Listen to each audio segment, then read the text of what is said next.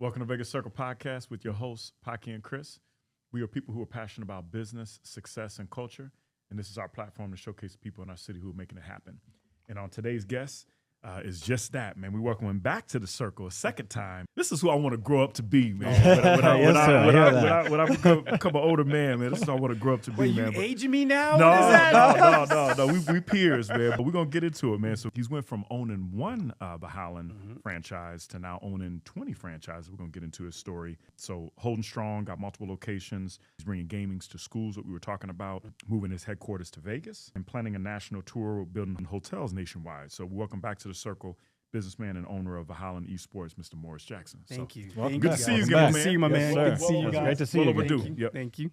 So let's jump in, man. So we had you about 2 years ago. They've got your story. But Valhallan at the time, I think you guys had, you and your business partner at the time, I think you guys had one Correct. franchise, or you might have been buying your second one. Yeah, no, Okay. you're spot on. No, so Brandon Parker, who now plays for the Atlanta Falcons. Back then, he played for the Raiders. Yep. Him and I identified this business called Valhallan Esports Training, and as you know, it's a platform where we help young gamers between the age 5 and 17 find their pathway through esports. Just like how if you wanted to learn how to play baseball, you go to Little League. If you want basketball, you go to AAU. Yep. Well, there was nothing there for young gamers who are at home, loving the game Valorant, League of Legends, Fortnite, Rocket League, but they wanted to compete competitively. There was no space out there to help them kind of bridge to that professional pathway. Got it. So we found this great business called Valhallan Esports Training, fell in love with the idea of what we can do for young gamers, specifically here in the city of Las Vegas. Opened our first location. Matter of fact, again, like you mentioned at that time, we were opening our second one in Cornelius, North Carolina. That's where Brandon is from. Him and his wife Dominique are from North Carolina. So we were just about closing on that transaction. Over the last year and a half, a lot has changed. Not only have we opened our third location in Folsom, California, which is near Sacramento, but again, everyone knows Folsom from Johnny Cash. I was going to say, I know that name, but I didn't know what it was from. Okay. From the Folsom Prison, right? Yeah, That's exactly. Prison song, yeah. Okay. So we purchased that location, got that one up and running. And then during that year, we were really exploring the possibilities of just owning the whole company. That's powerful. Yeah, man. the That's owner powerful. at the time, there wasn't he believed in esports, but there wasn't an affinity for esports. We had an affinity for it. He saw not only what we were building, how we were building it, what we were doing in the communities, how we were promoting it in the communities. And so over the last year, we've been negotiating on just acquiring the entire company, moving from franchisee to franchisor. Luckily for me, during that year, I built some amazing relationships with a few new partners that are on the team now. One is my partner, Brian Henula. He's a sports agent in the NFL. He saw what we were doing with these sports. He followed us early on with Valhallan and said, "Hey, if you ever have a chance to let me in on this, let me in." That's awesome. And so when we had the chance to negotiate this deal, I said, "Hey, here's your window." He jumped right in on it. Did a masterful job helping us negotiate this deal. But then I also had the opportunity to bring on three additional partners. One's a high-tech senior engineer who's coming in and helping us build out our tech stack to do some amazing things in the future.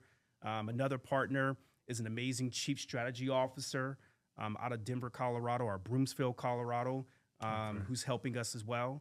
And then the last owner, he runs our location out in Camp Hill, one of our most successful Valhallan franchise owners. I found it was important for us to bring someone who understood the culture, understood what it takes to build a successful franchise, to teach all the other franchise owners how to follow that path. His name is Andrew. And so between now, myself, Brian, Mike, Wayne, Andrew, the five of us, we're now on the journey to growing this to be not just a destination for all. Well, not only growing this to be a platform for all gamers, we're growing this to become a destination for all gamers. So when they're looking to find that competitive landscape, we want them to look, think, and connect with Valhallan for that. So yeah, that's where we're at now. So now, that's great. 23 locations across the U.S. and 12 states. So a lot. I mean, it's been 9 weeks since we've acquired it, and so Oh, this is fresh. This is fresh. Yeah, Oh, I didn't realize it was 9 weeks. Yeah, it's only been 9 weeks, and Okay. so still all fairly new, but very exciting. A lot of work ahead of us. But again, we're in this industry because we believe in where it's going and what it can do for the young gamer and their journey to become a professional. Yeah, we kind of, the one thing is, to me, obviously, I'm a huge esports fan in general, so I'm definitely very passionate about what you bring to the table. Would love my kids to be a part of it. I think it's a great, we talked about in our last podcast, the developmental and a lot of the benefits you get from a personality standpoint. But from the business aspect of it, when you go from being kind of a franchisee, right, you're developing your own first location, your second location, your third, it seems like to me a very different dynamic to now you're in charge of other franchisees, right? Now you're owning the brand, you're in charge of marketing, you're in charge of all these different aspects that maybe you've not done there. Did you have any experience like in that, or is it kind of something you're learning as you go now? Because it seems like be a very different model. Yeah, no, great question. I mean, there's certain things that I've had experience in. I mean, thankfully, because of my history in the financial services industry and me being able to lead several banks through acquisitions and transitions and growth models, I've been able to take a lot of that experience and apply it here. Again, not everything's is apples for apples, right? Yeah. But the one thing that I've learned that it requires is creativity, hard work, knowing how to use your resources, identifying your networks, the people in your network to help you grow and scale. But yeah, to your point, like for going from a place where we looked at the franchisor when I was a franchisee as the platform to provide us with marketing strategies, provide us with coaching strategies, our deliverables in the market. And now we're in the seat where we're creating all of that, which honestly is more exciting. So now we're the artist painting this masterpiece now. So this is allowing us to obviously capitalize on the things that we saw worked extremely well, being in the franchisee position, but then also identifying the things that we've recognized that was still needed to help us accelerate scale in this new space. That was one of the reasons why we took this over, is because we saw there was so many things left to be done, so many things that needed to be built, so many things that not just kids, young gamers that young gamers are looking for, but there's things that parents are looking for that we needed to really start to answer for. So that's where, again, we saw this amazing opportunity to take this over and use not just, my background and expertise, but Brian's background, Wayne's background, Mike's tech background, and Andrew's franchise ownership background, and say, okay, how do we blend all of these together to provide not just other franchisees, but also the members, the kids, the parents, the right type of product to really help them see the magnificent impact of esports. Because there's so much out there that this industry is doing for our kids. And there's one thing, how do you, make those franchisees that were, there under a prior ownership group now? Because, you buy into a franchise, you're buying into the people, the corporation, the company, a lot of that aspect of it. But, bringing in a new company, is there some initial turbulence that people start thinking like, what's going on here? Like, how do you appease them? Because obviously you've done a great job already in 9 weeks putting together an amazing team, like you just said. So I'm sure the future is bright, but I'm sure there are going to be some a lot of uncertainty because they're in contracts, right? They're in stipulations that are background to that. Like, how do you navigate those waters a little bit? Yeah, anytime there's change, right, there's always going to be different cycles people go through, right? I think the great thing is that I think there's two things, right? One, us being franchise owners ourselves and being in the franchisee position, I think that's helped a little bit what's behind the curtain. Yeah, exactly. And I think they appreciated that a little bit versus it being some independent outside group that they're not familiar with. And so now all of a sudden it lends the question, do they really understand what's going on, what we need, how to grow these things? Because we owned our own locations ourselves and we've been through that journey, it gives the franchisees the opportunity to see that there are people who are leading this that are in the same position they are. You've been boots on the ground. Yeah, you guys have been building it. Yeah, exactly. You've been boots on the ground. And it's not like we've been boots on the ground for a few months. Like it's been a year and a half we've been I remember boots on going the to your ground. grand opening. That feels like that was yesterday. Exactly, right? And so them being able to see that is helpful. Secondly, us building a team that not only exists of one existing franchisee owner, but exists of three, again, instills more confidence. Sure. And then one of the owners being one of the most highly successful owners within our ecosystem also helps the narrative too. Yeah, that makes because they sense. were already calling him as a resource. I remember when I opened my location, he was the first person I called. Right, everyone knew when you needed something, call That's the Andrew. mentor. Yeah, Yeah, he that's was the mentor. everyone's Yep. godfather. Right, That's like awesome. call him, Yep. get what you need, and he was always that beacon of hope for everyone. And now he's in a position of ownership again, just to instill confidence. Now, don't get me wrong. There are still things that a lot of our franchise owners are still waiting to see, and we got to continue to provide. But we've done some things recently and have a lot of things on our roadmap to really provide every single owner with what they need to ultimately be successful in their individual market. So That's really powerful. out local the nationals and out national the locals is our strategy. Gotcha. Right, being able to position every single local location in a way where everyone will know who they are, while at the same time not being so big where it's isolating the local markets. We want to make certain everyone feels not only invited when they come into a location, but understands the enormity of all this as well. Yeah. And so us being able to bring those type of strategies and ideas, and we still want to hear from our franchisees to embody what they want to see in their markets. And so everyone's voice is heard, which is good. But again, it's still the honeymoon period, right? Yeah. There's Got a lot of changes. still a Yeah. lot of change ahead of us. But I think as long as we keep our franchises first, actually we keep our members first, and keeping our franchise in mind with everything that we do, I think we're going to position every franchisee for success. So I love the fact that we got so many varieties. It's not just the service and hospitality industry. So your plan is to move the headquarters from Texas to Las Vegas. Yeah, That's correct. huge. Yeah. So, I mean, obviously Vegas brings a lot of advantages. I mean, so does 100%. Texas as well. So no knock on Texas. Yeah.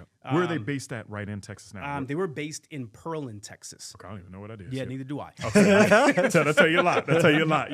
Yeah. But it gave us the opportunity to, one, Vegas is already becoming I would say a prominent their approach to embracing esports is already here. Yeah, right. agreed. I mean, we have HyperX Arena, which is like Is that the one at Luxor? beside Luxor, Yeah, right? yeah, Which yeah. is like the Allegiant Stadium Yeah. to the Raiders. It's that to an esports gamer, right? We have Global Gaming League, who's coming into town. Yes, yep. Right, and then we had the city that named, I think, is October 1st is an official esports holiday. Yeah. Oh, that's right? pretty cool. I didn't know that. So one of Hyro Inferno. Yeah, Yep, exactly. There you go. Yeah, he was Yeah. on the pod. Yeah. Ira was Yeah. on the Oh, pod. yeah. Yeah. Vegas Inferno. Yeah. Yep, Vegas Inferno. Yep. Shout out to him. Yep. And then on Yep. top of that, to your point right there, right, we already have a professional esports team in Vegas. Really good Inferno. team, too, Really by the good. way. Yep. Yep. So, I mean, there were all these things, all these narratives that we had in Vegas that we really wanted to stand up. Plus, this is an easier destination for all of our owners to get to. Because we have an owner in California, an owner in Colorado, so being able to make Vegas the home destination. And then again, when you think of us, doing tournaments and challenges, I mean, everyone Makes it looks for an easy. excuse to come to Vegas. All the time. Now, if Yeah. I told you we were hosting a tournament in Pearland, Texas, it's kind of like It's not exciting. not really. Yeah. It doesn't have that Yeah. same thunder, right? Yeah. Yes. Vegas has that thunder Yeah. that we were looking for to really drive that narrative. But again, making Vegas, showing how Vegas is business friendly. Vegas is a place where all businesses should look at hanging their headquarters. Gives us a great opportunity to do that. And plus, Vegas is home for us. Yeah. For a lot of us who either is from here or have been from here, we just understand the Vegas market. Yeah.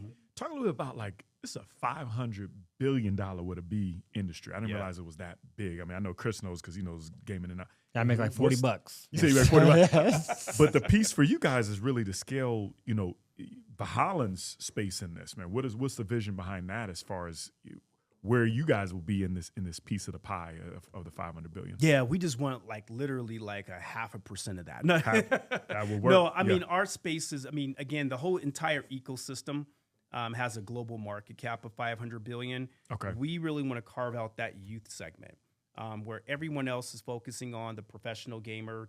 They're focusing on the sponsorship piece, the pro team piece. Yep.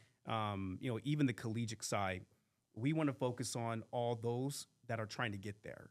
So really talk, the foundation. the foundation, I love that. right? Yep. And you think about how in every sport that, we dominate in domestically, whether it's baseball, football, basketball, we all know it starts from the youth, right? how, don't get me wrong, you have your anomalies out there. You have your individuals that, just picked up the game, their senior year of Just high God school. talent. And it God just talent. trained. Yeah. But most players, if who dominate the game, always goes back and they'll tell you how hard they worked since they were a kid, and how while they were kids and they're growing up during their youth years, how they got to that level of a professional, right? Sometimes they learn how to be a professional at the ripe age of 13 before they, that's when they learn how to be a professional. So understanding what goes into building that foundation is critical. And right now, I mean, and you think about it, even those kids who were the anomaly who made it at that age, they typically had a support system behind them, whether it's mom, dad, or family members. But again, in this world of esports, you don't really have that foundation. Yeah. Matter of fact, you're fighting more with your parents to play versus them leaning into it. You don't. I agree with that's what happens at my house. Right. 100%. And so, not having that community to lean into, not having available resources at your exposure, and not having places for young gamers to go, clearly there needed to be a space, and we're looking to serve that space.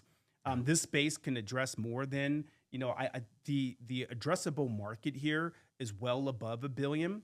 However, again, we know we're not going to be the right fit for everyone, right? So, but at the same time, with us being a destination for gamers, we will be seen as a place where young kids who want to be a professional, whether it's in the field of esports or if it comes from a career that's influenced by esports, we want to become that destination for them.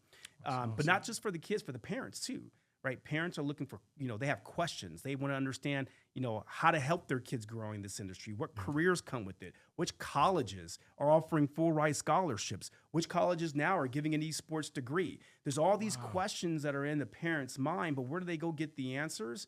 I mean, Google's always a good way to go. I mean, chat is becoming a good place to go. You're right. But really, it's that the people you trust that you get the best advice from. We want to become that trusted advisor, not only for the youth, but also for the parents as well. And you're going to bring a good point, because I know last time we talked, there a lot of esports in college was kind of relatively getting newer and newer. It's like, but now it's become more mainstream. Are you starting to see like nationally more of colleges are offering those full ride scholarships for esports?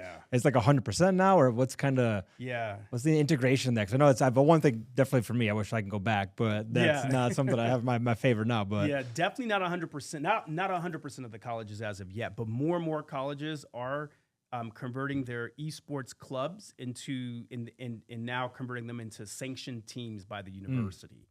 So you are seeing that happen more and more. Matter of fact, Boise State just made a sizable investment into their esports team. Syracuse University just built out their huge esports arena. That's awesome. So you're starting to see these major universities come to the table because they're beginning to recognize that not only are these premier athletes, but these are also your premier, I would say, future career makers, right? In industry leaders and entrepreneurs, right? And so they're recognizing that these players are more than just athletes. They are professionals in the field of esports and professionals tied to careers that are influenced by esports. But to your point, more and more universities are starting to add a program or add scholarships to their universities.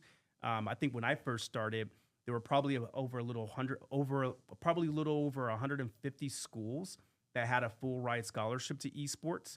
Now, when I go back and look at it, there's well over 350 colleges that are offering full ride scholarships. So does UNLV do that? Huh? Does UNLV do that? Not yet. Oh, man. UNLV gets on that, yeah. We're working on it, though. I mean, UNLV is becoming a fast adopter of it, though. Matter of fact, on October 4th, we're actually hosting a tournament at That's UNLV. the national tournament you were talking about. Yeah, well, that's a little different. Oh, that's next year. That's next year. I'm skipping ahead. Yeah, you're good. No, but October 4th, we're actually hosting a tournament at UNLV. So UNLV is doing something on October 1st through the 4th called Cyber Week. Oh, that's great. And so they're having a whole festival on cybersecurity to really start to introduce and share with the community about the amazing university they built there around to teach kids who are looking to come into school around cybersecurity. Because as that's you know, powerful because they need that. Yeah. I mean, with technology where it's at today, we need more younger.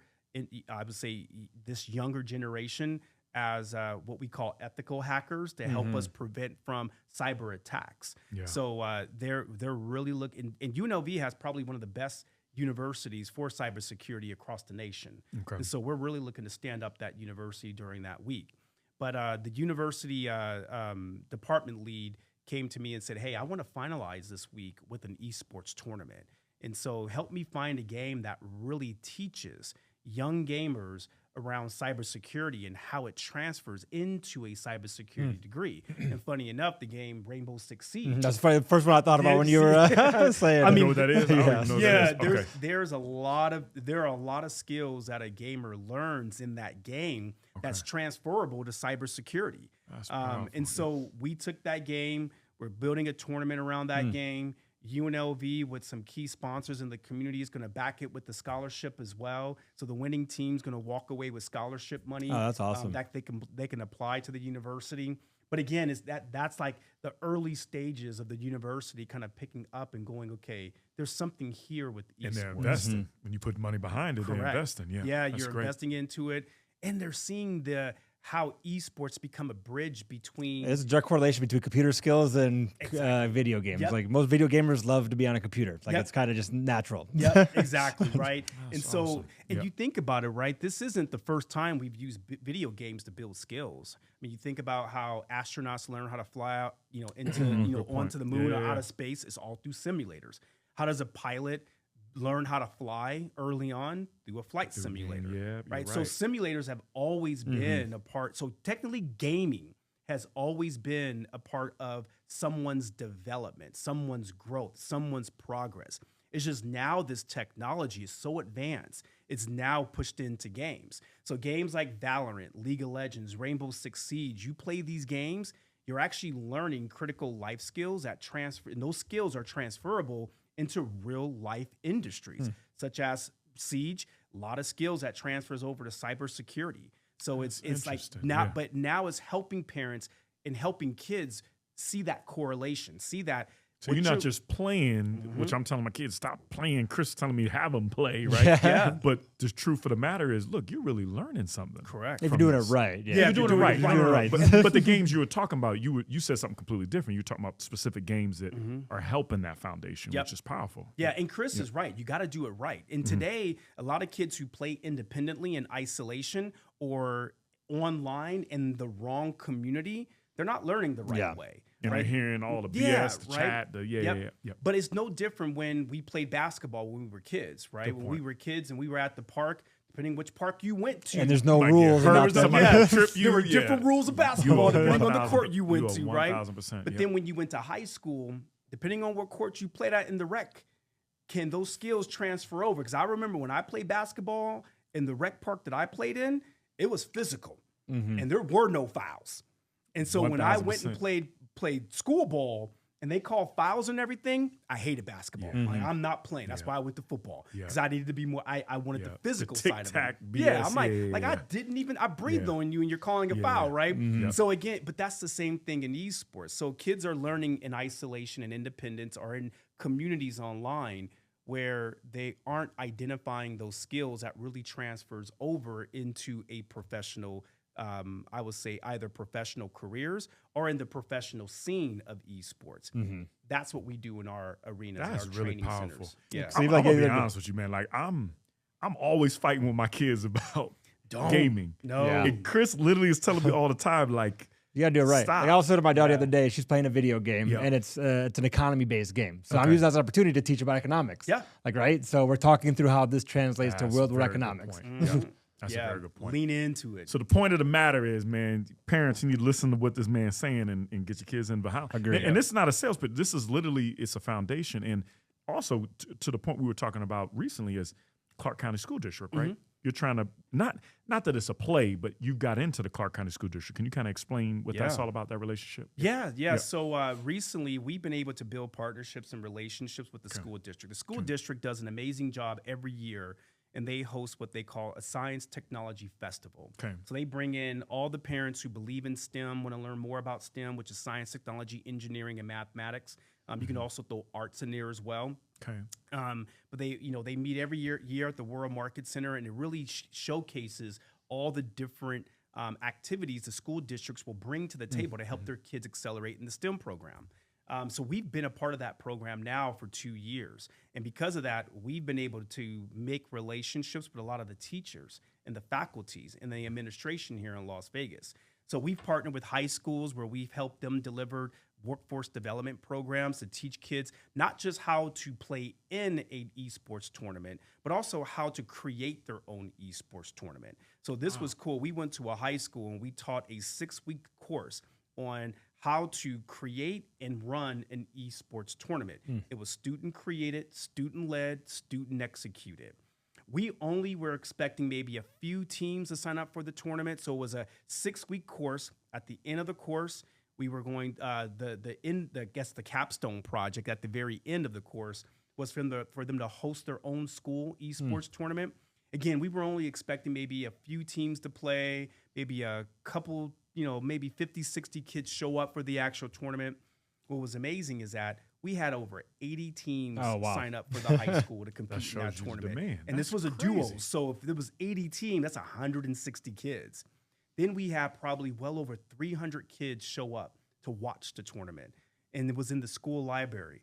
I kid you not, that library hasn't seen that many kids in the last 5 years. You bring on such a good point, right? Like I'm seeing it with my boys, right? They play sports, they do piano, but they're always recruiting when they're getting different people's numbers to recruit them so they can all game together. That's what it always is, online. And I'm always trying to figure out, like we had a game yesterday and my son's like, "Hey, Dad, can I give him my number?"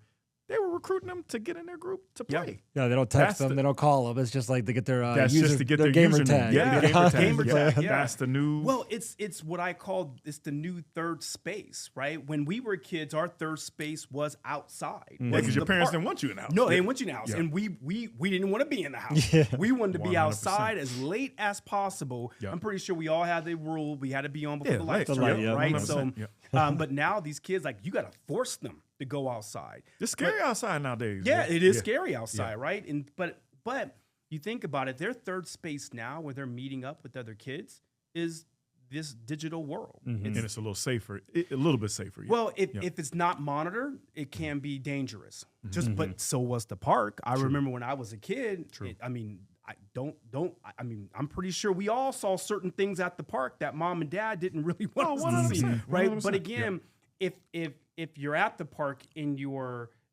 with people responsible to take care of you, the park was safe. If you are at the park by yourself, it's a little different. You could be exposed to things that may not be healthy for you as a kid. Well, that's the same way in this online space.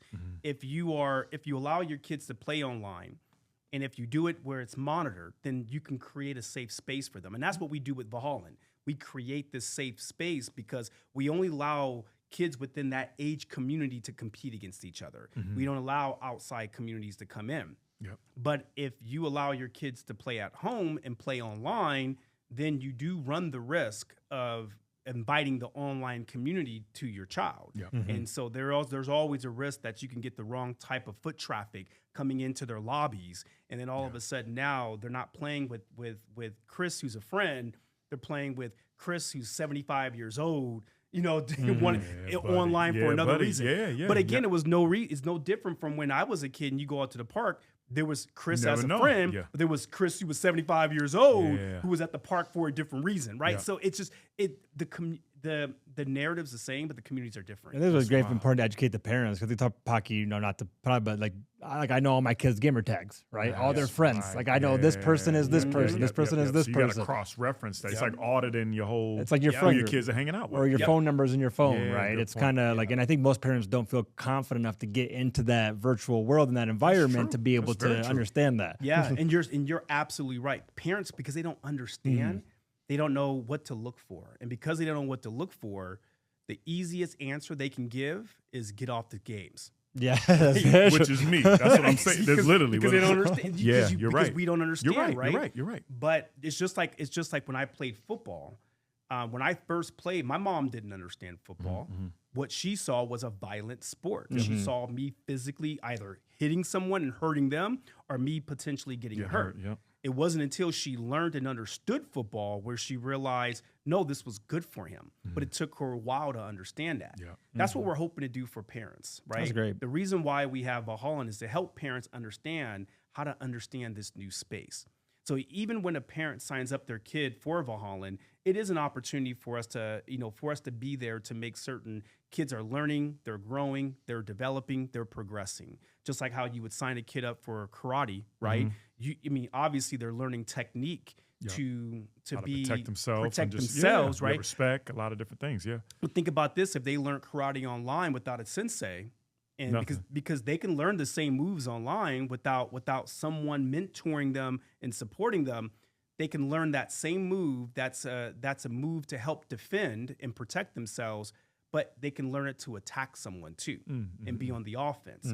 And again, if you understand the art of karate, is you're a weapon, but the reason why you're a weapon is not to ever use your weapon. Yeah. Right. You're just there to in the event you need to protect yourself. You know how to. It's not meant to be used to go attack someone. Right. But again, people can learn it and then all of a sudden to be on the attack and then use it for bad, not good. So that's the reason why you have a sensei. That's the reason why you go to a dojo. That's the reason why you learn the principles and learn everything around it. Well, that's the reason why I like to compare our Valhallan training centers as more of a dojo or a training studio than a place to play video games. Like you're learning principle, ground rules. You're learning teamwork, collaboration. You're learning cognitive skills, comprehensive skills, problem solving. Yeah, there's tons of layers that, again, all parents want their kids to learn in any sport you play. Well, that all exists in esports too.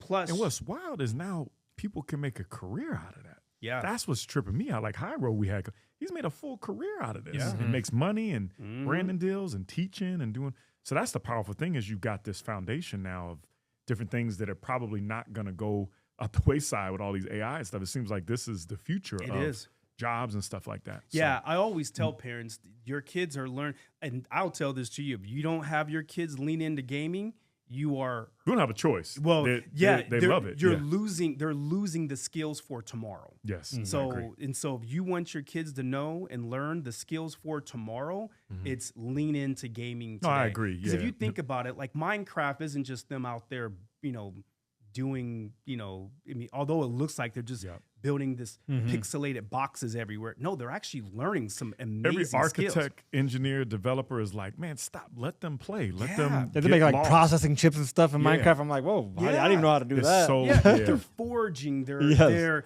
learning how they're learning how things mix to make like they just don't get a piece of wood. They have to go chop down a tree, cut the tree. Chemical composition. Yeah, chemical all that is being learned in this game. And then they're building homes. Like we have a young gamer in our facility. He builds theme parks. And you should see the amount of work that goes into some of the theme parks he builds. And so it's just all the things that they're learning how to tap into that creative side of their brain, where now they're learning how to discover and explore things. Like that's the mind of an entrepreneur too. So you think about what Minecraft really teaches. It teaches this creativeness, this understanding of how things work in the real world that can now be applied if you show them that. That's but again, if you don't understand that, all you see are just these little pixel boxes being it's true. built, right? It's like that's a very good point. There's a lot. Now I see why this is a $500 billion industry is because it's way big and it's probably going to go. What do you think this is going to grow to over the next probably 10 years? You mean for Valhallan or for just the industry? Let's say both. Yeah, let's start with Valhallan first. Yeah, I would say for Valhallan. I mean, our goal now that we've acquired the whole company is to continue to scale our arenas and continue to have a national footprint. Is to grow our online presence because yesterday we didn't have an online presence. Basically, in order to be a part of our community, you had to be a part. It had to be in person, right? Yeah, it's only in that city, but that shouldn't. But the city shouldn't be a moat, right? It should. So we have to build bridges everywhere. Online allows us to do that, and online allows us to scale and scale fast. Got it. And so us building our Valhallan online, now we can connect kids in all communities to come be a part of our ecosystem and be a part of learning and development and community and training and competition. And then the third tier is really helping more kids see that there's a competitive league that they can be a part of, where they don't have to find leagues on their own, which are sometimes difficult for them to find. And then finding leagues that actually helps them grow and develop. Because a lot of these leagues you enter into that are independent, because there's no age restrictions, you can have a kid learning to play a game for the first time with only maybe 50 hours of gameplay, playing against someone who's played 1,000 hours. And that's night and day skills, right? These guys are playing sometimes grinding all night long, right? And so that's just not a good start for someone who's looking to compete in this industry. At least in our league, we help create these different platforms for our kids to compete in. So just like if you were to play baseball for the first time and you're 6 years old, you start off with T-ball. So we have our T-ball division in esports. Oh, different tiers. And then once you get some experience, then you go to rec ball. We have the same tier in esports. And then you want to you want to get a little bit more competitive. We have our competitive league club. We have that in our esports league. And then if you really want to challenge yourself, you go to Little League, right? That's where you're playing the creme de la creme of competition. Yeah. We have that. And then now, because of we building that layer, now high schools who are building their esports teams have a place to find their new talent. Or we have our own high school division where our kids can compete in. And then from there, now colleges have a place to come find the kids. This is powerful. Because you think about it today, colleges don't know where to find these gamers. So they have a very difficult time recruiting them. But now, because of Valhallan, there's a destination for universities to find the gamers because we only target the youth, where all these other tournament platforms can target all ages. And then from there, you have the professional realm. So I would say for us, because of our league, because of our arenas, and because of our online model, that our online model is going to be able to help us identify where new arenas should go. Because now imagine if you're in Tempe, Arizona, and there's 250 of you in the community online in Tempe, and then we tell all 250 that an arena is coming to your city now. Now there's excitement. Ready. Now you're already ready. Yeah. Now you know, okay, we have a place to call home. So now we're just going to invert the model versus plopping brick and mortar arenas just anywhere. We're going to let the online community tell us where they should be. So it's going to allow us to really check the pulse of what's happening. Check the pulse. We know where to scale. We know how fast to scale. So then that way, all three of these units work together to help us grow. And then I got to ask before I forget. Say we want to open a franchise. What does that cost for us to open a franchise? Can we get into that? Is there opportunities? But now, because you guys own everything, is there opportunities for that? Yeah, so we are actually converting our model more to a corporate model. Okay. Yeah, and so because of the fact as people hear this, they don't want they want to buy a franchise. Yeah, so I would say instead of focusing on buying a franchise, focus on investing in the corporate model.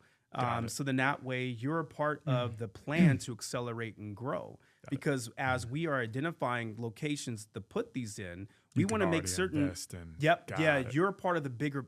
You're a part of the corporate strategy, and the corporate strategy. And if you believe in the corporate strategy, your investment is now secured. Got it. We're going to make certain that as these arenas are open, the right principles, the right activities, the right engagement, the right coaching is happening in every single city. So that's where corporate's going to be able to manage it. So almost think of it like if you had a chance to invest in In-N-Out, like this is your chance to invest in In-N-Out. That is a strong statement.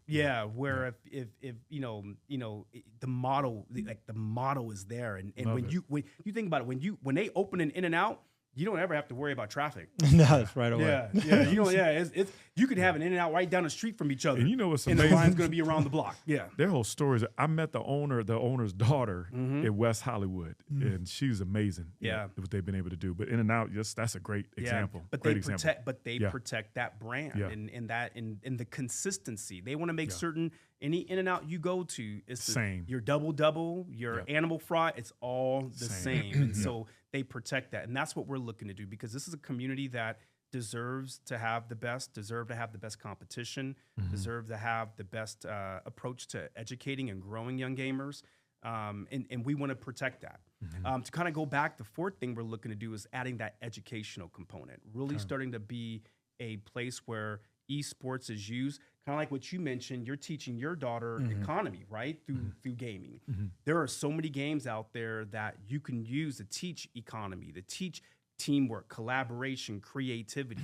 So we're also instituting programs that uses gaming to help improve a child's journey in their academic career. That's so awesome. we're also using that as well. So with those 4, I would say, programs that we're creating, it's going to really allow us to help us scale to a place where this, as a corporation, we should be worth $1 billion in the next 5 years. So that's the goal. So you got to invest. You got to Gotta invest, invest people. now. They got to Yeah. invest.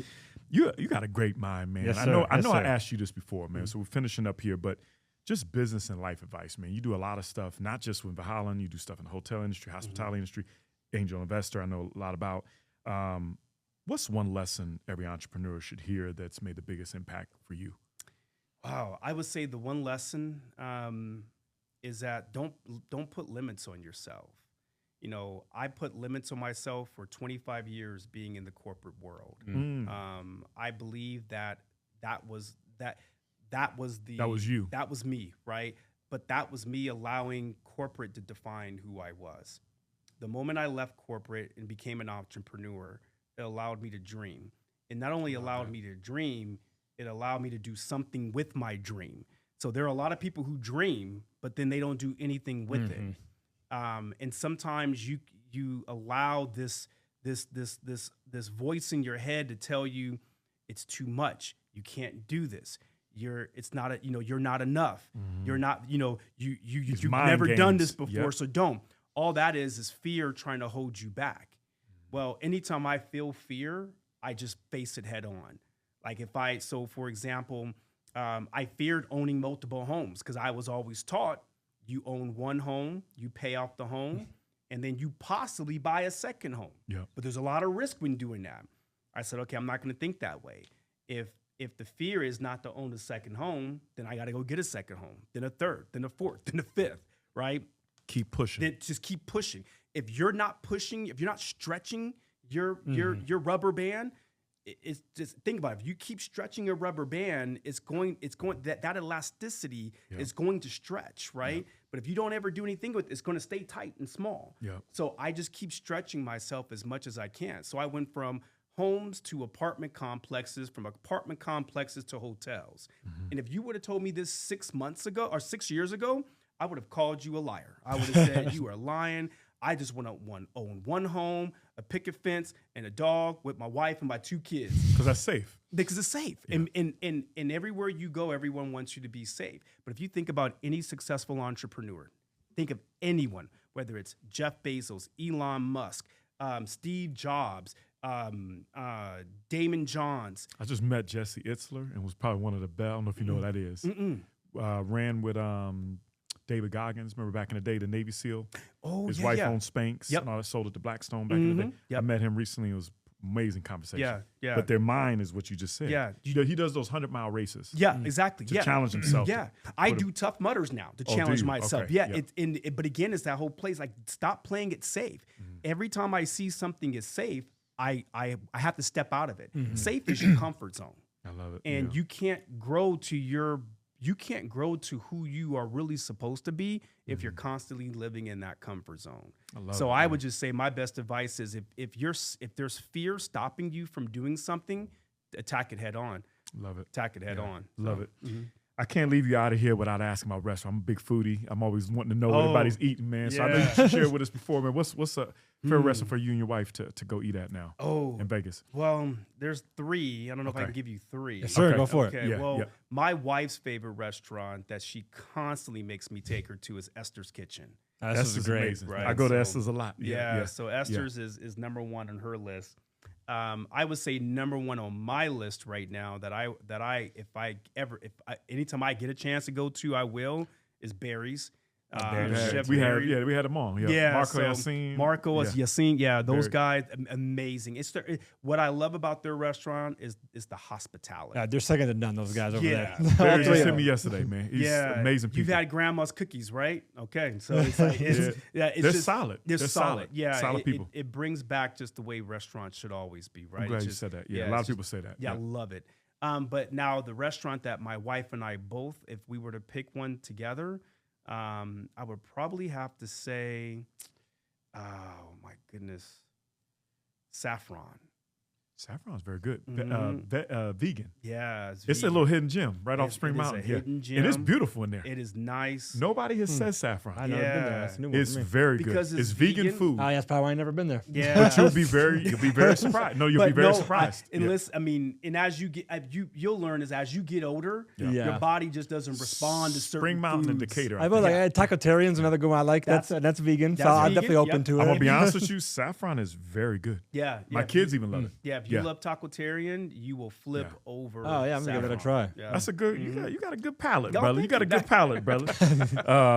So much to talk with you about. We got to keep having you come Yes, on sir. each year, Always man, great just to as always. update us, man. We're a lot going on. So where can people find out or find your social handles? People can reach out to you guys on. Yeah, so you can find us on social with Valhallan Vegas. Okay. That's our local social media channel. Okay. Our national social media channel is Valhallan Esports Training. So follow us on both. Matter of fact, look for all 23 locations and follow all 23 because every local area has its own local narrative that we really want to promote and stand up. Yeah. For me personally, you can find me, just email me, morris.jackson@valhallan.com.